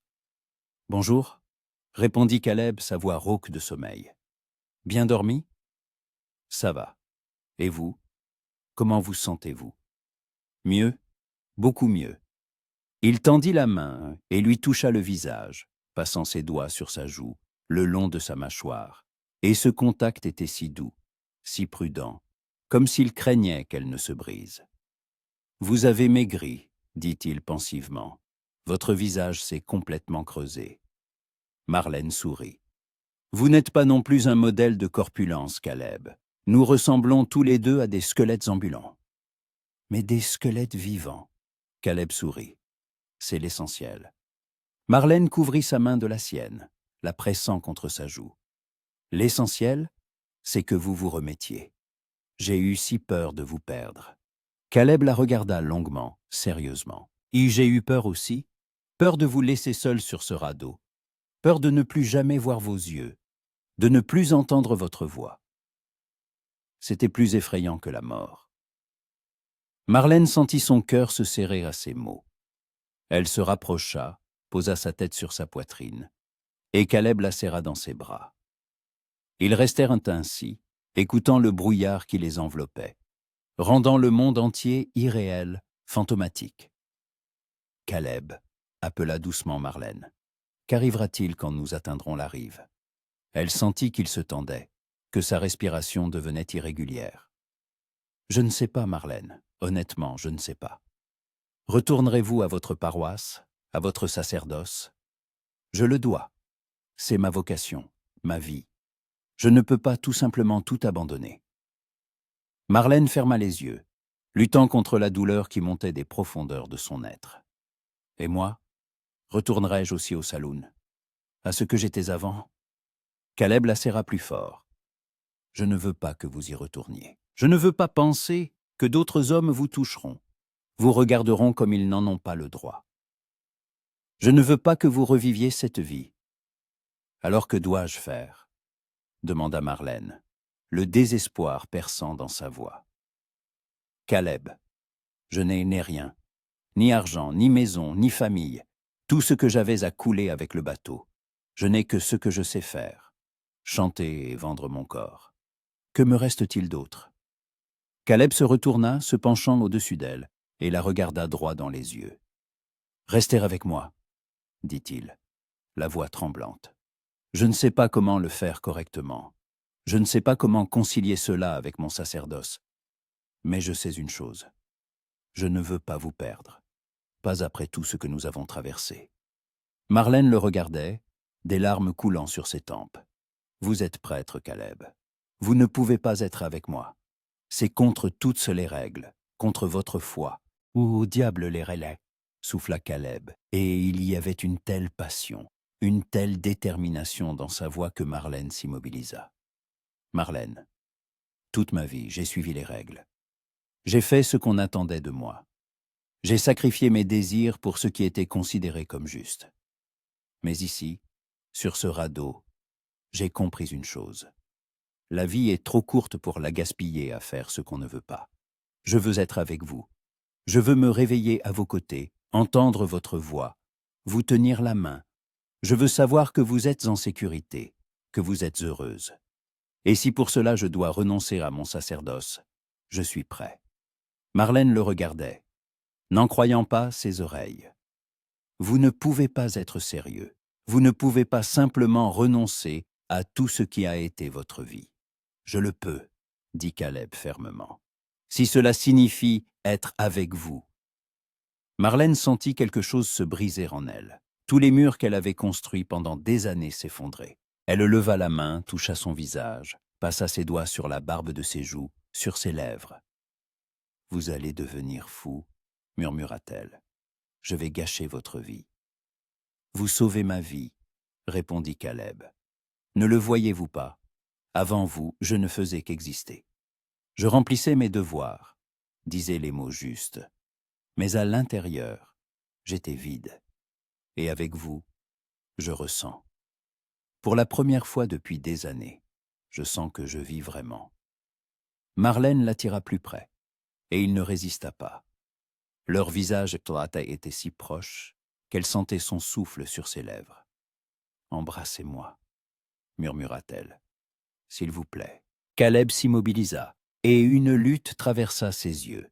Le dernier vestige de résistance, la dernière tentative d'être celui qu'il avait toujours été. Puis il se pencha et pressa ses lèvres contre les siennes. Et ce fut le baiser le plus doux, le plus timide que Marlène ait jamais reçu. Elle passa ses bras autour de son cou, approfondissant le baiser. Et Caleb gémit doucement, la serrant plus fort. Ils s'embrassèrent lentement, prudemment, s'explorant. Et c'était si différent de tout ce que Marlène avait connu auparavant. Il n'y avait ni brutalité, ni exigence, ni hâte. Il n'y avait que lui, chaleureux, vivant, vrai, et elle dans ses bras. Quand ils se séparèrent, ils respiraient tous les deux lourdement. Caleb pressa son front contre le sien, ferma les yeux. « Que Dieu me vienne en aide, » murmura-t-il. « Je n'aurais pas dû faire ça. »« Ne regrettez pas ?» demanda Marlène. « S'il vous plaît, ne regrettez pas. » Caleb ouvrit les yeux et la regarda. « Je ne regrette pas. Pour la première fois de ma vie, je ne regrette pas d'avoir fait quelque chose d'interdit. Parce que c'était juste. Si juste que tout le reste perd son sens. » Ils s'allongèrent, l'un à côté de l'autre, et Marlène posa sa tête sur son épaule. Le brouillard commençait à se dissiper, et à travers le voile blanc, Le soleil perçait, faible et diffus. Le fleuve les emportait, et le radeau grinçait doucement à un rythme régulier. « Parlez-moi de vos rêves », demanda Caleb en lui caressant les cheveux. « De ce que vous voulez dans la vie. » Marlène réfléchit. « Je veux une maison, petite, peut-être 2 ou 3 pièces, mais la mienne, avec un jardin où je pourrais cultiver des fleurs et des légumes, avec un porche où je pourrais m'asseoir le soir et regarder le coucher du soleil. Je veux me réveiller dans mon propre lit, pas dans celui d'un autre. Je veux préparer le petit déjeuner non pas parce qu'on me paie, mais parce que j'en ai envie. Je veux être simplement Marlène, pas une chanteuse de saloon, pas une femme de plaisir, juste moi-même. » Caleb écoutait attentivement, et elle voyait qu'il imaginait cette scène. « Et suis-je dans ses rêves ?» demanda-t-il doucement. Marlène se tourna vers lui, le regarda dans les yeux. « Maintenant, oui, maintenant, je ne peux plus les imaginer sans vous. » Caleb sourit, et ce sourire était heureux, presque enfantin. « Vous savez quoi? Quand nous atteindrons la rive, je trouverai un moyen. Je trouverai un travail qui n'a rien à voir avec l'Église. Je deviendrai instituteur, ou charpentier, ou n'importe quoi. Je gagnerai de l'argent, et nous achèterons cette maison. Votre maison avec un jardin et un porche. Et nous y vivrons ensemble, comme des gens ordinaires. » Marlène se mit à rire. Et il y avait de l'espoir dans ce rire. « Vous êtes sérieux? Un prêtre qui devient charpentier pour une chanteuse de saloon? On dirait un mauvais roman. »« Alors que ce soit notre mauvais romance, répondit Caleb. Peu m'importe ce que les gens diront. L'important, c'est que nous soyons ensemble. » Ils se turent, et Marlène songeait à quel point la vie était étrange. Il y a 3 semaines à peine, elle était seule, sans avenir, sans espoir. Et maintenant, elle avait cet homme, prêt à tout abandonner pour elle. Et c'était à la fois effrayant et merveilleux. La journée s'étira lentement, ils pêchèrent, et la chance leur sourit enfin. Ils attrapèrent 3 gros poissons qui les rassasièrent mieux que toutes leurs prises précédentes. Ils mangèrent seul poisson cru, et cela semblait un véritable festin. Caleb plaisanta même en disant que lorsqu'ils arriveraient à la civilisation, ils commanderaient le steak le plus cher du restaurant et le mangeraient pendant 3 jours d'affilée. Marlène riait, et elle se sentait bien. Pour la première fois depuis des jours, bien. Pas seulement supportable, mais vraiment bien. Parce qu'à côté d'elle se trouvait l'homme qu'elle aimait. Elle le réalisa soudain, comme un choc. Elle aimait Caleb. Pas seulement un attachement, une gratitude ou une attirance. Elle l'aimait de tout son cœur, de toute son âme. Elle l'aimait pour sa bonté, son obstination, la façon dont il la regardait, lui parlait, la tenait la nuit. Elle l'aimait parce qu'il était prêt à tout abandonner pour elle. Et c'était le sentiment le plus effrayant de sa vie. Parce que l'amour la rendait vulnérable, ouverte, sans défense. Mais c'était aussi le plus beau sentiment qu'elle ait jamais éprouvé. Le soir, alors que le soleil commençait à se coucher, Marlène aperçut quelque chose au loin, une tache sombre sur la rive, qui devenait de plus en plus nette. « Ah, Caleb !» appela-t-elle en montrant du doigt. « Regardez !» Caleb se leva, plissa les yeux. « Ce sont des bâtiments, on dirait une petite colonie. » Le cœur de Marlène s'accéléra. Une colonie. Des gens, le salut. « Il faut qu'on accoste, dit-elle, à tout prix. » Caleb hocha la tête. Ils trouvèrent 2 longues planches et commencèrent à ramer avec, essayant de diriger le radeau vers la rive. C'était difficile, le courant résistait, mais ils n'abandonnèrent pas. Ils pagaillèrent de toute leur force, et lentement, très lentement, le radeau commença à se déporter vers la rive. La colonie se rapprochait. Marlène distinguait maintenant des maisons individuelles, un quai, des bateaux. Elle voyait des gens se déplacer sur la rive. Ils étaient si proches du salut. « Encore un peu !» cria Caleb, sa voix triomphante. Marlène pagailla plus fort, sentant ses muscles brûler. Ses mains tremblaient de fatigue. Mais elle ne s'arrêta pas. Pas maintenant, alors qu'ils étaient ainsi proches.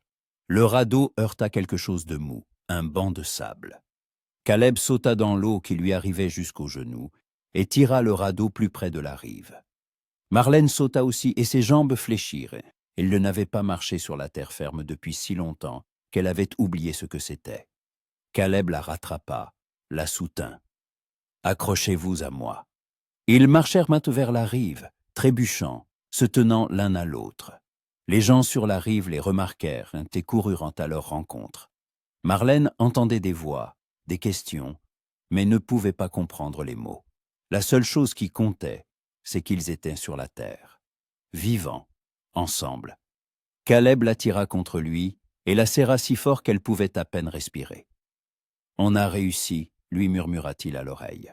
« Marlène, on a réussi. » Marlène le serra en retour, enfouissant son visage dans son épaule. « Je savais qu'on y arriverait. Je croyais en nous. » Ils restèrent ainsi, se tenant l'un à l'autre, tandis que les gens les entouraient, posaient des questions, offraient leur aide. Mais Marlène n'entendait que les battements du cœur de Caleb, ne sentait que la chaleur de son corps. Le reste n'avait pas d'importance. Ensuite, on les conduisit dans une maison, on les nourrit, on leur donna des vêtements propres. Quelqu'un raconta l'explosion du bateau à vapeur, les recherches de survivants. On disait qu'ils étaient un miracle, que personne ne croyait que quelqu'un n'ait pu survivre à une telle catastrophe. Marlène était assise à côté de Caleb à table, leurs mains enlacées sous la table, à l'abri des regards. Elle écoutait les conversations, hochait la tête, remerciait. Mais ses pensées étaient ailleurs. Ils étaient sauvés, mais maintenant, Caleb retournerait-il à ses devoirs? Tiendrait-il sa promesse d'être avec elle?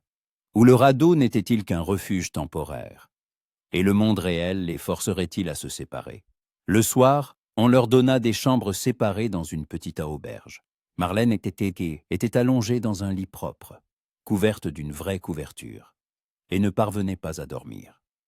Elle s'était habituée au radeau, à Caleb à côté d'elle, à sa respiration et à sa chaleur.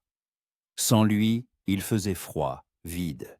On frappa doucement à la porte. Marlène se leva, ouvrit. Sur le seuil se tenait Caleb, vêtu d'une chemise et d'un pantalon emprunté, pieds nus, les cheveux en désordre. « Je n'arrive pas à dormir, » dit-il simplement. « Je ne peux pas être sans vous. » Marlène recula, le laissant entrer dans la chambre. Caleb entra, et elle ferma la porte. Ils se tenaient l'un en face de l'autre à la faible lueur d'une bougie. Et Marlène voyait dans ses yeux la même chose qu'elle ressentait. La peur, l'espoir, l'amour. « Restez, » demanda-t-elle. « Restez simplement avec moi. » Caleb hocha la tête. Ils s'allongèrent dans le lit, tout habillés, et Marlène posa sa tête sur sa poitrine. Caleb la serra dans ses bras, l'embrassa sur le sommet du crâne. « Je tiendrai ma promesse, Marlène, » dit-il doucement. « Demain, j'écrirai une lettre au diocèse. Je renoncerai à mon sacerdoce, et nous commencerons une nouvelle vie, ensemble. » Marlène ferma les yeux, et des larmes se mirent à couler sur ses joues, mais c'étaient des larmes de bonheur. « Je vous aime, Caleb, » avoua-t-elle. « Je vous aime si fort que ça m'effraie. » Caleb la serra plus fort. « Je vous aime aussi, Marlène, et rien ne me fera renoncer à vous. Rien. » Ils s'endormirent dans les bras l'un de l'autre, et pour la première fois en 3 semaines, Marlène dormit paisiblement, sans peur, sans anxiété, parce qu'elle savait que quoi qu'il arrive, ils étaient ensemble. Et c'était suffisant. La semaine dans la colonie passa comme un rêve. Marlène et Caleb reprenaient des forces, mangeaient de la nourriture normale, dormaient dans de vrais lits. Les habitants les traitaient avec curiosité et compassion. L'histoire des 2 personnes ayant survécu 3 semaines sur un radeau au milieu du Missouri s'était rapidement répandue. On les interrogeait, on s'étonnait, on les qualifiait de miracles. Mais Marlène voyait aussi autre chose. Les regards de travers, les chuchotements dans son dos quand les gens apprenaient ce qu'elle était avant. Une chanteuse de saloon, une femme de petite vertu. Certaines femmes se détournaient à son approche. Les hommes la regardaient avec un intérêt à peine dissimulé. Et bien que personne ne le dise à voix haute, elle le sentait. Elle n'était pas vraiment acceptée ici. Caleb, au contraire, était accueilli avec respect. le prêtre qui avait survécu à la catastrophe, le juste qui avait sauvé la pécheresse. Le pasteur local lui proposa même de rester dans la colonie pour aider au service religieux. Caleb refusa poliment mais fermement. Le 8e jour, il écrivit la lettre. Marlène était assise à côté de lui pendant qu'il traçait des lignes soignées sur le papier, et elle voyait sa main trembler. Ce n'était pas une simple lettre, c'était une renonciation à tout ce qu'il avait été, à la vie qu'il avait choisie 12 ans plus tôt. « Vous êtes sûr ?» demanda-t-elle doucement quand il eut terminé. « Caleb, il n'est pas trop tard pour changer d'avis. Je ne veux pas que vous le regrettiez plus tard. » Caleb la regarda, et il n'y avait pas l'ombre d'un doute dans ses yeux. « Je ne regrette rien, Marlène. La seule chose que je regretterais, c'est de vous avoir perdu. L'Église était ma vie, mais maintenant, vous êtes ma vie, et je vous choisis. » Il scella la lettre et la porta à la poste. À son retour, ils allèrent se promener dans la colonie. C'était petit, une dizaine de maisons, un magasin, un saloon, une église. Mais pour Marlène, c'était la civilisation, un retour à un monde qu'elle avait presque oublié. Ils marchaient dans la rue principale, et Marlène remarqua comment les gens les regardaient. La façon dont ils marchaient, si près l'un de l'autre, dont Caleb lui tenait la main. Elle voyait la condamnation dans leurs yeux et comprenait qu'il n'y aurait pas de place pour eux ici. Une petite colonie où tout le monde se connaît, où les traditions sont plus importantes que les sentiments, n'accepterait pas leur couple. « Il faut qu'on parte, » dit-elle le soir, alors qu'ils étaient assis sur le porche de l'auberge. « Ils ne nous accepteront pas ici. Vous voyez comment ils nous regardent. » Caleb hocha la tête. « Je le vois. Mais où irons-nous? Nous n'avons presque pas d'argent, pas d'affaires. » Marlène réfléchit. Elle n'avait en effet rien, tout avait coulé avec le bateau. Mais elle savait chanter. Et si dans les grandes villes, les saloons étaient des lieux de péché, dans les petites villes, chanter à l'église ou lors des fêtes était une activité respectable. « Je peux chanter, » dit-elle. « Pas dans un saloon, au mariage, aux fêtes, à l'église s'ils me le permettent. Et vous, vous pouvez travailler comme instituteur ou charpentier. Vous avez dit que vous saviez travailler de vos mains. » Caleb passa un bras autour de ses épaules.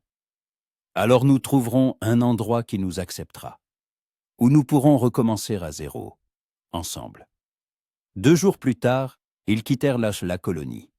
Un commerçant local accepta de les emmener jusqu'à la ville la plus proche en échange de leur aide pour ses marchandises. Marlène et Caleb étaient assis dans la charrette, entourés de sacs de farine et de caisses d'outils, et regardaient la colonie disparaître au détour de la route. « Pas peur ?» demanda Caleb. Marlène secoua la tête.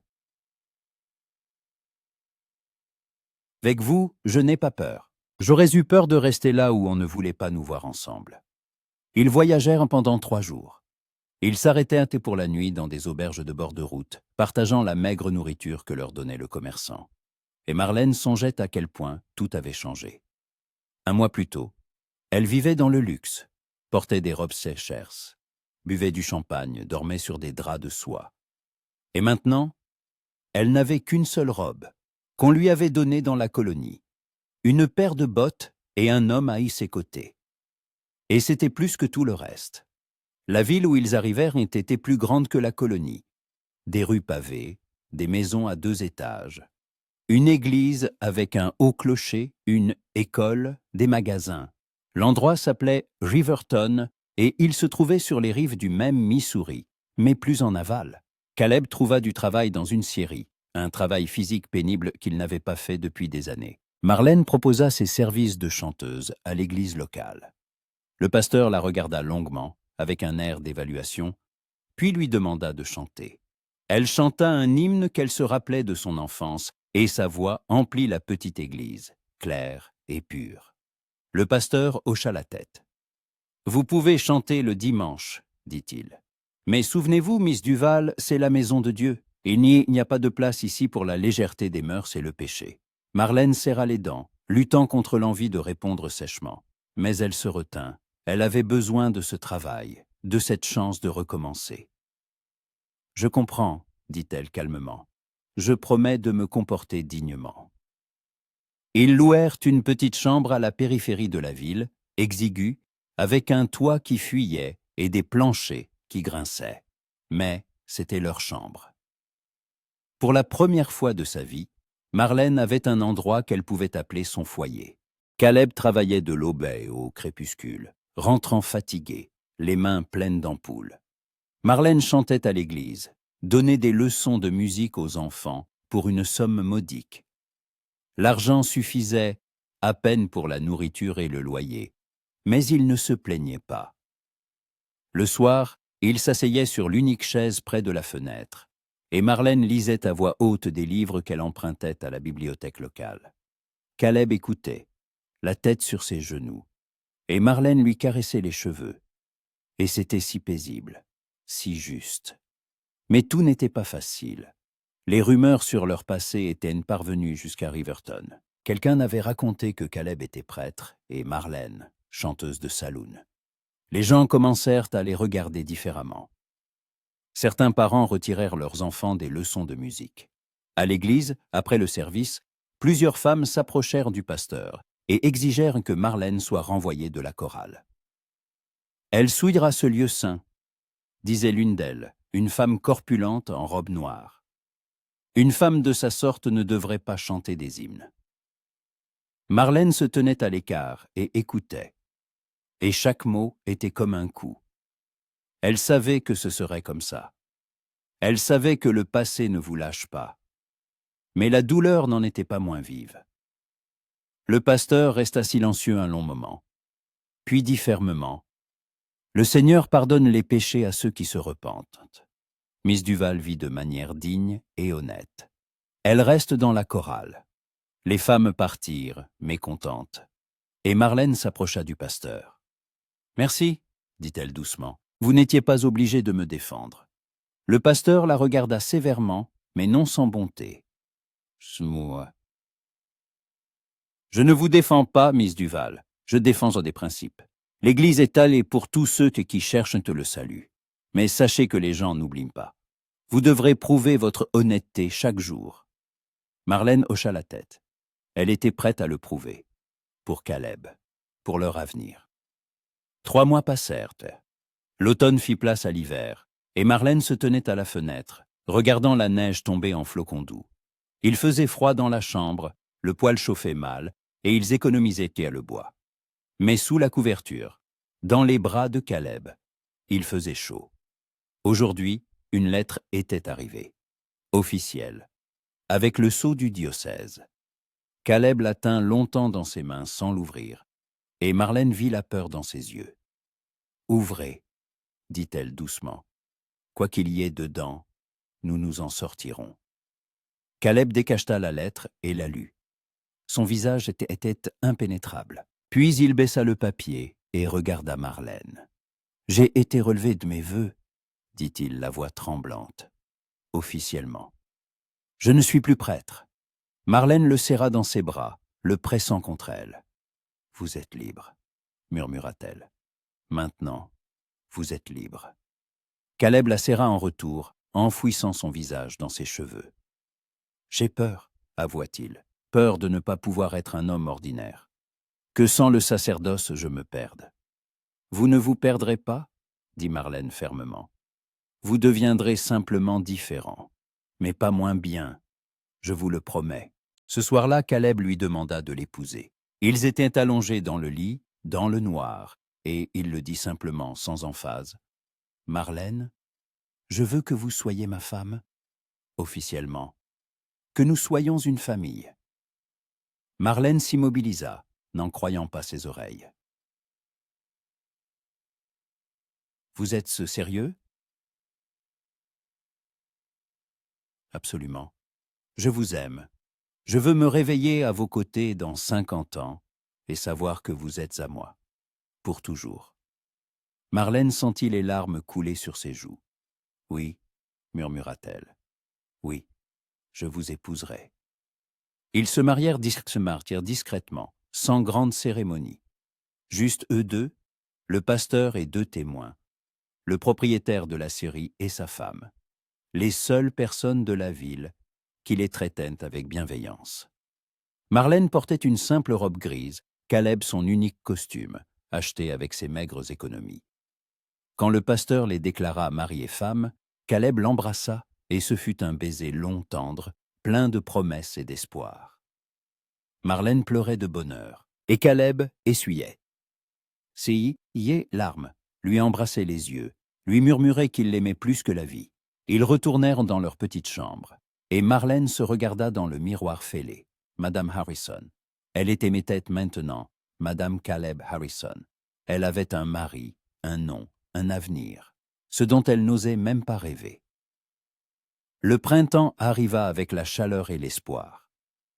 Caleb fut promu à la scierie et gagnait maintenant assez pour mettre un peu d'argent de côté.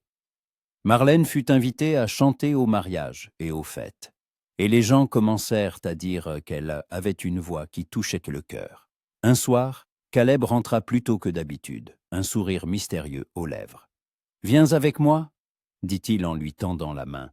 « Je veux te montrer quelque chose. » Marlène lui prit la main, et ils traversèrent les rues de Riverton, passèrent devant les maisons familières, l'église, plus loin, vers la périphérie de la ville. Là, sur une petite colline, se trouvait une petite maison, en bois, avec une véranda et une clôture penchée. Elle semblait abandonnée, mais il y avait quelque chose d'accueillant en elle. « Qu'est-ce que c'est » demanda Marlène. Caleb sortit une clé de sa poche. « Notre maison, je l'ai achetée aujourd'hui, avec l'argent que nous avons mis de côté. Elle a besoin de réparation, mais je ferai tout. Je construirai une véranda, je réparerai la clôture, je planterai un jardin. Tout ce que tu voulais. » Marlène regardait la maison, la gorge serrée par les larmes. « C'est vrai, c'est à nous ?» »« À nous, » confirma Caleb. « Pour toujours. » Ils entrèrent. La maison était poussiéreuse, avec des toiles d'araignée dans les coins et un plancher qui grinçait. Mais les fenêtres donnaient à l'est, et la lumière du soleil y entrait à flots. Il y avait 3 pièces. Une chambre, une cuisine et un salon. Et un petit terrain derrière, où l'on pouvait faire un jardin. Marlène fit lentement le tour des pièces, touchant les murs, imaginant comment les meubles seraient disposés, comment elle cuisinerait dans la cuisine, comment ils s'assieraient sur la véranda le soir. C'était sa maison, la maison dont elle avait rêvé toute sa vie. Elle se tourna vers Caleb, et il se tenait dans l'embrasure de la porte, la regardant avec un tel amour qu'elle en eut le souffle coupé. « Merci » murmura-t-elle, « pour tout, de ne pas avoir abandonné sur le radeau, de m'avoir choisi, pour cette maison, pour notre vie. » Caleb s'approcha, la serra dans ses bras. « C'est moi qui devrais te remercier, Marlène. Tu m'as sauvée, pas sur le radeau, dans la vie. Tu m'as montré ce que c'était que d'aimer, de vivre, de ressentir vraiment. Sans toi, je serais resté un homme vide, prononçant les mots justes sans en comprendre le sens. » Ils se tenaient dans les bras l'un de l'autre, dans leur maison, et Marlène songeait au chemin étrange qu'ils avaient dû parcourir. La catastrophe, le radeau, la faim, la peur. Mais ce chemin les avait menés ici, à ce moment. Et elle ne regrettait rien. 1 an passa. La maison était transformée. Caleb avait réparé le toit, peint les murs, construit une vraie véranda avec une balustrade. Marlène avait planté un jardin, et maintenant, en été, des tomates, des concombres, des fleurs y poussaient. Ils avaient adopté un chat, roux et paresseux, qui passait ses journées à se prélasser au soleil. Marlène chantait à l'église tous les dimanches, et les gens commençaient enfin à l'accepter. Pas tous, mais beaucoup. Caleb travaillait à la scierie. Mais le soir, il apprenait aux enfants à lire et à écrire chez lui, gratuitement. Il disait que c'était sa façon de servir, sans être prêtre. Un soir, ils étaient assis sur la véranda, regardant le coucher du soleil. Marlène tenait une tasse de thé, et Caleb réparait une chaise cassée. Le chat ronronnait à leurs pieds. « Heureuse » demanda Caleb, sans lever les yeux de son travail. Marlène le regarda la maison derrière elle, le jardin, le ciel teinté de rose et d'or. « Heureuse, répondit-elle simplement, plus que je n'aurais jamais cru possible. » Caleb posa ses outils et lui prit la main. « Tu sais, parfois je pense au radeau, à ces 3 semaines, et je comprends que ce n'était pas une malédiction, c'était un cadeau. Sans le radeau, nous ne nous serions jamais rencontrés. Tu serais resté dans le saloon, moi dans mon église. Nous aurions vécu nos vies sans savoir qu'il existait quelque part une personne qui aurait pu nous rendre vraiment heureux. » Marlène serra sa main. « Je le pense aussi. Le radeau nous a sauvés. Pas du fleuve de la solitude. » Ils se turent. Et le silence était paisible, rempli des bruits du soir. Le chant des grillons, le bruissement des feuilles, l'aboiement lointain d'un chien. « Raconte-moi encore, » demanda Caleb. « Le premier jour, quand tu t'es réveillé et que tu m'as vu. » Marlène sourit. Ils se racontaient souvent cette histoire, se remémorant chaque fois de nouveaux détails. « Je me suis réveillée avec de l'eau sur le visage, » commença-t-elle. « Et j'ai vu un prêtre trempé, effrayé, qui s'accrochait à une planche et me regardait comme s'il ne croyait pas que j'étais en vie. J'ai pensé alors, quel homme étrange. Pourquoi ne m'a-t-il pas abandonné? Pourquoi m'a-t-il traîné, assemblé un radeau, risqué sa vie? Et maintenant, tu sais pourquoi? Demanda Caleb doucement. Marlène se tourna vers lui, le regarda dans les yeux où se reflétait le coucher du soleil. Maintenant, je sais. Parce que même alors, sans me connaître, tu aimais déjà. Pas moi en particulier. Mais l'idée même que quelqu'un avait besoin d'être sauvé. Et c'est ce qui te rend spécial, Caleb Harrison. L'homme le plus spécial de ma vie. Caleb l'attira contre lui et l'embrassa, longuement, tendrement, comme la première fois sur le radeau, quand ils s'étaient avoués leurs sentiments. Le soleil se coucha complètement, et les premières étoiles apparurent dans le ciel. Marlène et Caleb restèrent assis sur la véranda, enlacés, et regardèrent le ciel étoilé. Ce même ciel qu'ils avaient vu depuis le radeau, affamés et épuisés, mais se tenant l'un à l'autre. Ils avaient parcouru un long chemin depuis ce jour, un chemin plein d'épreuves, de jugements, de difficultés. Mais ils l'avaient parcouru ensemble. Et c'était le plus important. « Je t'aime, » murmura Caleb. « Je t'aime, » répondit Marlène. Et dans ces simples mots, il y avait tout. Leur passé, leur présent et leur avenir. Tout ce qui comptait. Le radeau s'était brisé sur les rochers depuis longtemps, dissous dans le fleuve. Mais ce qu'il leur avait donné demeurait à jamais. L'amour, l'espoir, l'un l'autre. Et c'était assez pour toute une vie.